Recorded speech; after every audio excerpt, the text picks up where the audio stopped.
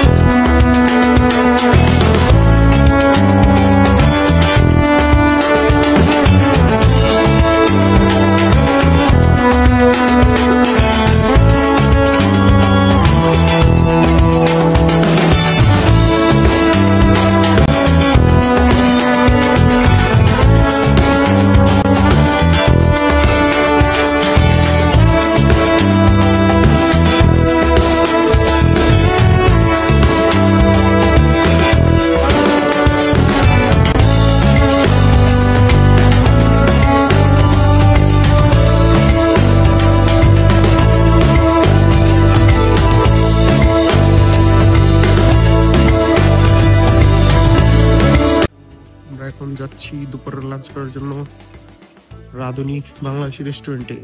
আর কিছু না, রিল্যাক্সে খাইতে হবে, খাওয়া দাওয়া কোনো রুটিন নেই। এনে একদিন যে আসলাম আয়সা নিজের থেকে খাই দিতে পারবো,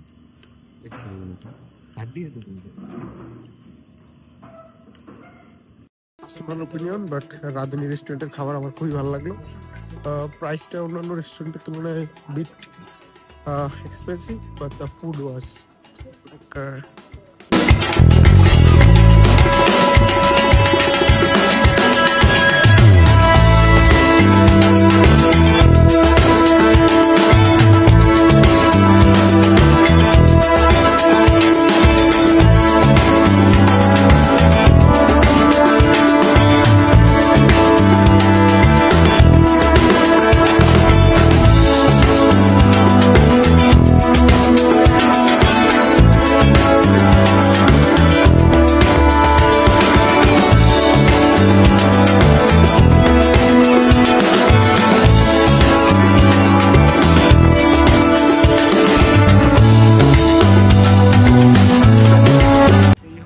famous Martinez Park.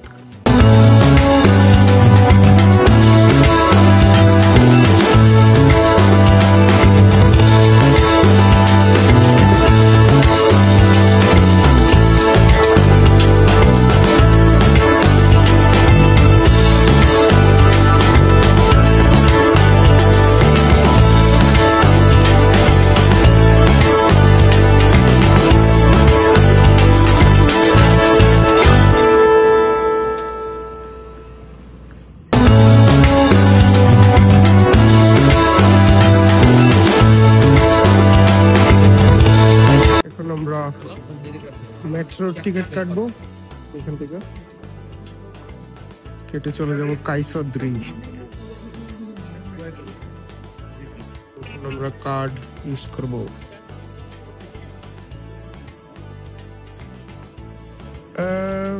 কোনটা কিনবো আমরা? নেভিগেতে লিসবন নিয়ে নেবো না আমাদের? তাহলে আমরা নেভিগেতে মেট্রোতে নেই।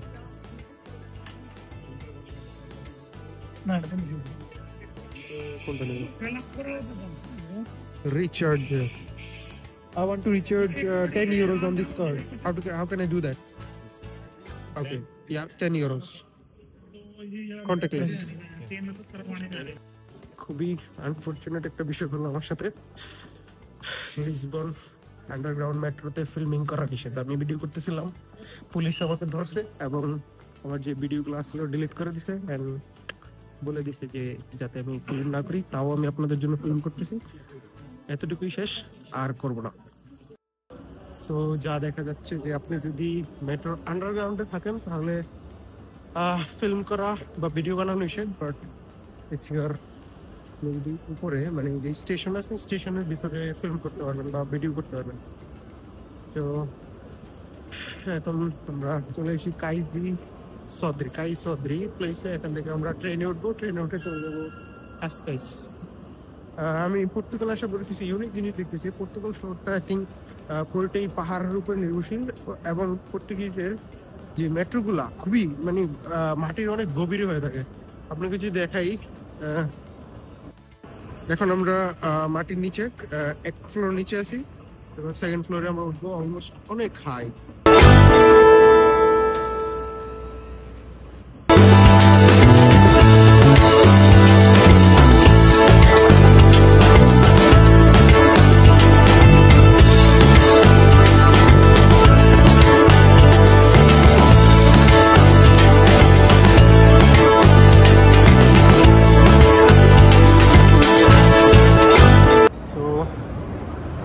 আমাদের ট্রেন অপেক্ষা করতেছে আমাদের জন্য। অলরেডি আমরা যেহেতু কাইসদিসদ্র থেকে টিকিট কেটে নিয়েছি, সো আমাদের এখানে আর কেনা লাগবে না, আমরা এখন ডাইরেক্ট ট্রেনে চলে যাব।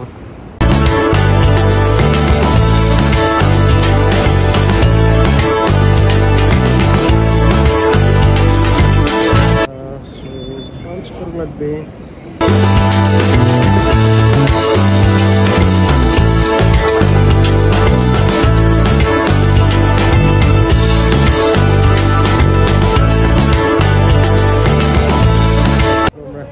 কাসকাইসের ট্রেনে উঠে যাব।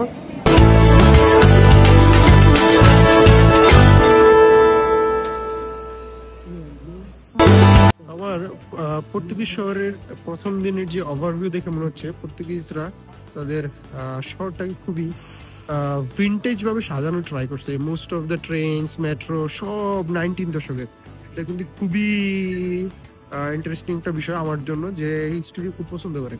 তো দেখা যাচ্ছে যে ওরা এখনো স্টিল 19 দশকের যে ট্রেন এবং মেট্রোগুলো আছে এগুলো স্টিল ইউজ করতেছে এবং এটা কিন্তু খুবই ভালো একটা জিনিস। আপনি ওই সময় মানুষের জন্য টেকনোলজিটা কেমন ছিল আপনি কম্পেয়ার করতে পারেন। এখন যখন আপনি অন্যান্য উন্নত রাষ্ট্রগুলোতে যান, যখন লাইক নেদারল্যান্ডস, প্যারিস, এগুলোর তুলনায় কিন্তু স্টিল পর্তুগাল অনেক পিছিয়ে আছে, বাট এই জিনিসটাই কিন্তু টুরিস্টদের অনেক আকৃষ্টও করতেছে।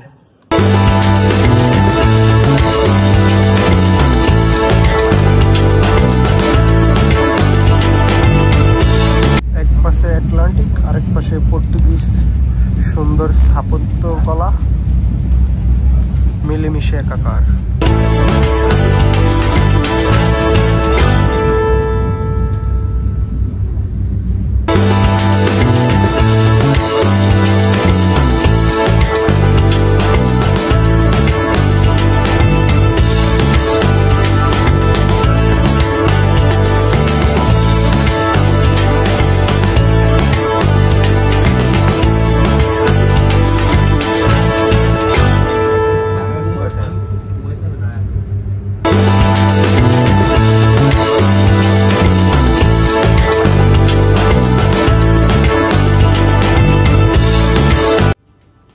ফাইনালি বন্ধুরা আমরা কাসকাইস আইসা পৌঁছাই গেছি।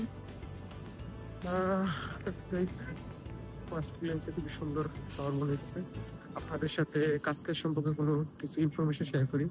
কাসকাইস শহরটি লিসবন ডিস্ট্রিক্টে অবস্থিত এবং almost 100 kilometre, like to be exact 97 kilometre বিস্তৃত একটি শহর এবং এইখানে জনসংখ্যা হলো অ্যারাউন্ড 2,10,000 এবং একটা খুবই ইম্পর্টেন্ট একটা বিষয়, এই জনসংখ্যার খুবই সিগনিফিকেন্ট অ্যামাউন্ট অফ মানুষ কিন্তু প্রবাসী বাংলাদেশের এখানে তাদের বিভিন্ন ব্যবসা এবং বিভিন্ন কাজে নিয়োজিত।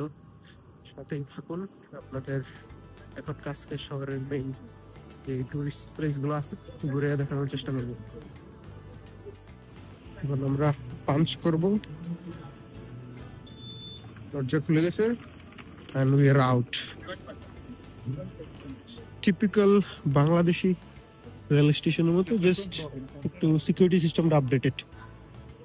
ময়লা আবর্জনা, পুরাতন জিনিস, এভরিথিং লুকস সেম। দেখতে পারেন লেখা Saida. Saida means exit in Portuguese.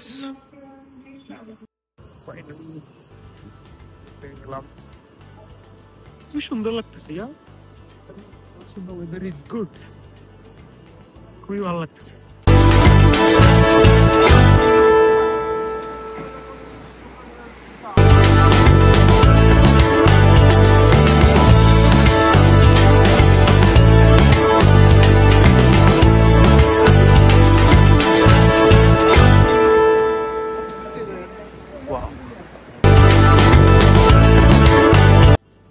You guys have to have a look.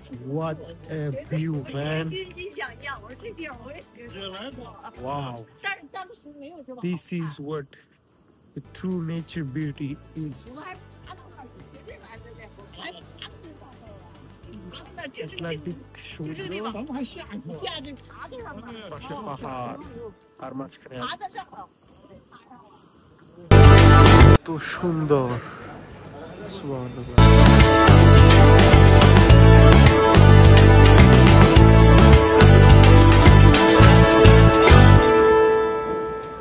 কাসকাইসের মধ্যে আমস্টারডামের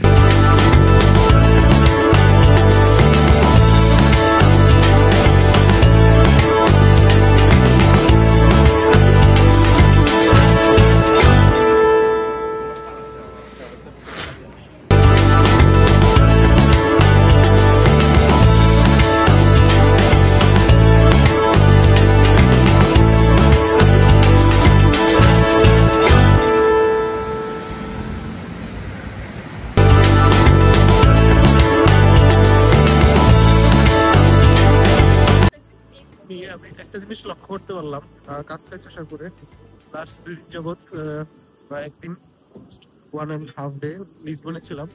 লিসবনের মধ্যে কিন্তু গ্রিনারিজ অতটা বেশি নাই, আপনি দেখবেন গাছপালা একটু কম, খুবই কনজাস্টেড একটা শহর, দেখা যায় ম্যাক্সিমাম জায়গায় বিল্ডিং বিল্ডিং, মানুষ মানুষ।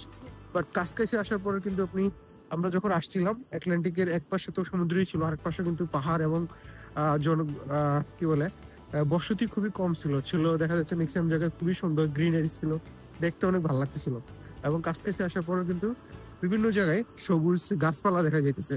ইউজুয়ালি এত পরিমাণ গাছ কিন্তু লিসবনে দেখা যায় না, তো এখানে যারা থাকে আই থিঙ্ক দে হ্যাভ তাদের জন্য মানে একটু নেচারের খুবই কাছে থাকতে পারে, এবং জিনিসটা কিন্তু খুবই ভালো না?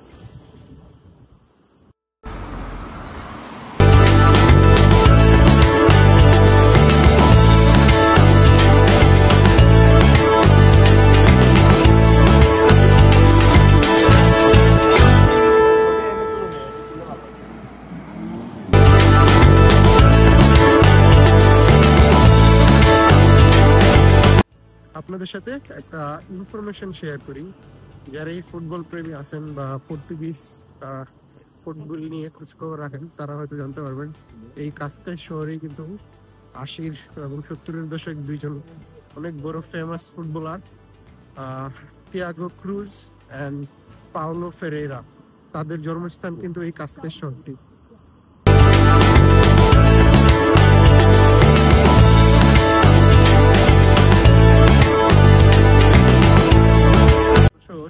সালের পর থেকে কাসকাস কিন্তু একটি সামার ভ্যাকেশন ডেস্টিনেশন হিসেবে উদ্যোগ পাওয়া শুরু হয়ে গেছে। পর্তুগিজ কিং আর্থার লুইস 1870 সালে এরপর থেকেই এখানে প্রতি সামারে তার ফ্যামিলি নিয়ে আসতো এবং এখানে তাদের সামার ভ্যাকেশন এনজয় করতো। এবং কাসকাস কিন্তু তাছাড়াও আরো অনেক ফেমাস মানুষদের রেসিডেন্স মানে ভ্যাকেশন হাউস হিসেবে পরিচিত ছিল, বা অনেক ফেমাস মানুষরা পর্তুগালের এই কাসকাস সিটিতে বসবাস করতো, যেমন কিং এডওয়ার্ড 7, ইউনাইটেড কিংডমের কিং, স্পেনের কিং, অলসো আরো কিছু কিং আছে যারা এই কাসকাস সিটিতে অনেক বছর তাদের বসতি স্থাপন করেছিল। এবং এই সকল জিনিসের জন্য কিন্তু কাসকাস শহরটি খুবই পপুলার। তাদের ছাড়াও আরো অনেক ফেমাস ব্যক্তি যেমন এক্সপায়ার্ড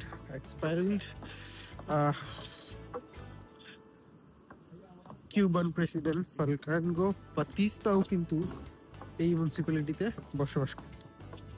আরেকটা ইন্টারেস্টিং বিষয় হচ্ছে আইবেরিয়ান পেনিনসুলা এবং পর্তুগালের মধ্যে one of the wealthiest municipality কিন্তু কাসকাইস।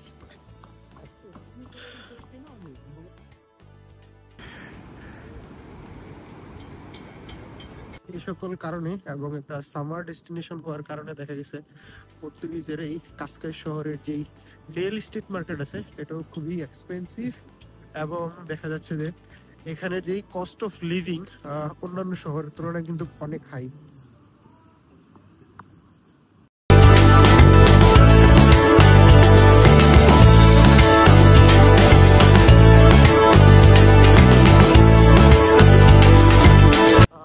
বন্ধুরা, আজকের ভিডিওটি এই পর্যন্তই ছিল। সবাইকে আল্লাহ হাফেজ। আবার দেখা হবে নতুন একটি ভিডিওতে, নতুন একটি শহরে এবং নতুন কোনো বিষয় নিয়ে। সকলে ভালোই থাকুন, সুস্থ থাকুন। আল্লাহ হাফেজ।